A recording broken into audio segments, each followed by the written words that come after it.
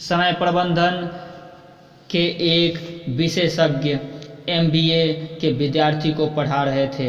Class में 20-25 विद्यार्थी थे, कुछ लड़के और कुछ लड़कियां। विशेषज्ञ प्रोफेसर चाहते थे कि आज की क्लास को यह सबक इतनी अच्छी तरह से समझाया जाए कि विद्यार्थी उसे जीवन भर न भूले।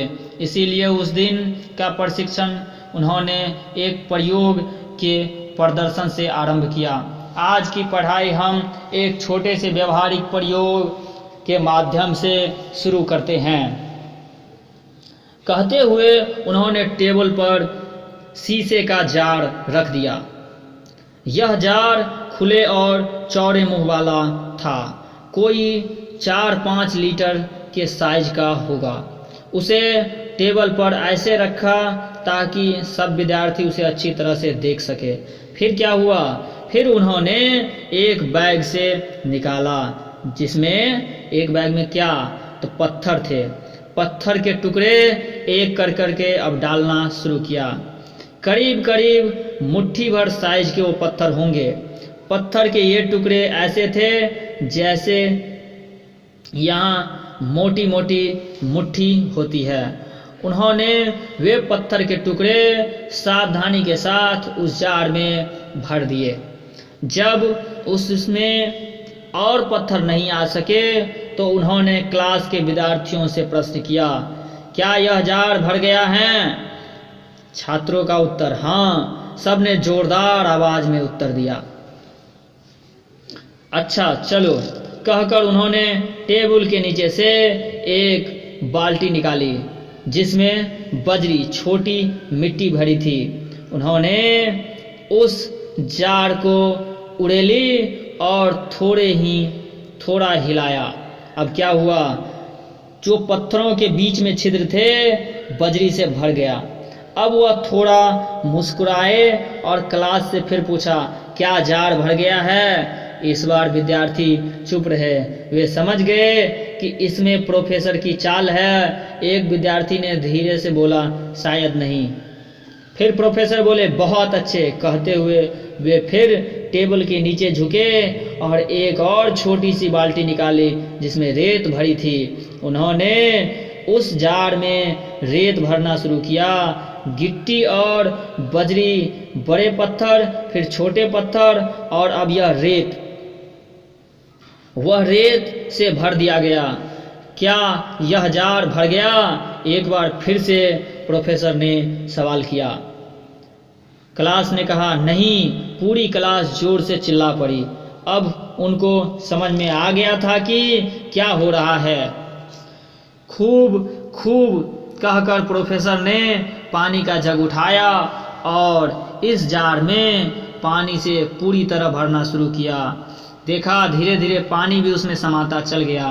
हाँ, तो यह बताओ इस प्रयोग से क्या शिक्षा मिली? आपको मैं एक बार इस कहानी को फिर से समरी कर दूं। प्रोफेसर ने सबसे पहले क्या किया? बड़े पत्थर को उस जार में डाला जो कि मुट्ठी के बराबर का था। फिर उससे छोटे आकार के कंकड़ जो दीवार बनाने के प्रयोग होता है उसका प्रयोग किया। फिर उसके बाद क्या किया? उससे भी बिल्कुल छोटे आकार का बालू रेत डाला। फिर उसके बाद क्या किया उसने? तो उसके बाद पानी डाला। जबकि पहले बार जो मुट्ठी के आकार का कंकड़ डाला हुआ था उसको आप अगर देखें तो एक भी और ज़्यादा पत्थर नहीं डाला जा सकता, लेकिन उससे छोटे आकार के छोटे कंकड़ उसमें समा गए। फिर उसी आकार के और एक भी पत्थर नहीं डाला जा सकता था, लेकिन उससे छोटे आकार के रेत अवश्य डाले जा सकते थे। और फिर उसके बाद उससे छोटे आकार के पानी अवश्य डाले गए। कहने का मतलब क्या हुआ? एक तेज तर्रार टाइप का लड़का था। उसने बड़ी उत्सुकता से हाथ उठाया और बोला, चाहे हम कितने ही व्यस्त हो, कोशिश करने से अपनी दिनचर्या में और अधिक काम कर सकते हैं। गलत, बिल्कुल गलत, प्रोफेसर ने कहा। भरना ही यदि उद्देश्य होता तो पूरा जार रेत से ही भरा जा सकता था या पानी से, विशेषज्ञ प्रोफेसर ने कहा। जोर देते हुए कहा, नहीं, इस प्रयोग का उद्देश्य बिल्कुल नहीं है।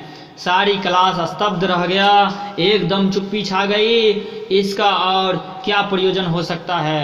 1 मिनट तक प्रोफेसर चुप रहे, मुस्कुराते हुए बोले, यह परीक्षण हमें एक बहुत बड़ी सच्चाई सिखाता है कि आप यदि बड़े पत्थर पहले नहीं डालेंगे तो उन्हें कभी नहीं डाल पाएंगे। आप ही सोचे ना, अगर उस जार में पहले हम रेत डाल देंगे तो क्या एक भी बड़े आकार के पत्थर उसमें डाला जा सकता है?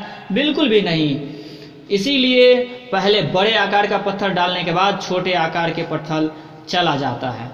रेत तो बाद में भी डाली जा सकती है, लेकिन यदि जार को पहले ही रेत से भर दिया जाए तो उसे बड़े पत्थर नहीं आ सकते। इसीलिए बड़े पत्थर पहले ही डालने होंगे। महत्वपूर्ण, उपयोगी एवं आवश्यक काम आपको पहले करने होंगे, वरना आप उन्हें कभी नहीं कर पाएंगे। क्योंकि जो काम महत्वपूर्ण है, उपयोगी है, आवश्यक है, उसमें समय भी ज़्यादा लगेगा। और आप छोटे छोटे समय वाले काम में अगर पूरे समय नष्ट कर देंगे तो बड़े समय लगने वाले बड़े काम को कब करेंगे? बड़े पत्थर डालने होते हैं, पहले बड़े पत्थर ही डालने होते हैं। छोटे टुकड़े तो बाद में भी डाले जा सकते हैं। यदि आपने अपना समय अनावश्यक और अनुपयोगी कामों में लगा दिया तो आपके पास उपयोगी कामों के लिए कोई समय नहीं बच पाएगा। आपका काम किन्हीं अनावश्यक कामों की दया पर क्यों आश्रित है? हमें बड़े पत्थरों को पहचानना है। बड़े पत्थर हमारी प्राथमिकताएं हैं। ये प्राथमिकताएं हमारे लक्ष्य पर निर्भर करती है। बिना लक्ष्य के हम अपनी प्राथमिकताओं को निर्धारित नहीं कर सकते। इसीलिए बिना लक्ष्य के प्राप्ति नहीं हो सकती। सुनिश्चित श्रम तभी हो सकता है जब आप लक्ष्य सुनिश्चित होता है। आपकी सफलता आपके लक्ष्य के साथ जुड़ी होती है। जिसका लक्ष्य निश्चित होता है वही अपनी प्राथमिकताओं को जान सकता है। फिर वह अपनी बड़े पत्थर डालते हैं, पहले अपने बड़े पत्थर डालते हैं। जो बड़े पत्थर पहले डालता है उसके पास समय की कोई कमी नहीं रह जाती। वह समय के उचित नियोजन में सफल रहता है। यह कहानी जीवन में सफलता हेतु संकल्पित छात्रों के लिए बहुत महत्वपूर्ण है। यह कहानी आपको अपनी प्राथमिकताओं को जानने एवं अपने लक्ष्य के अनुरूप उनको कार्यान्वित करने हेतु प्रेरित करती है।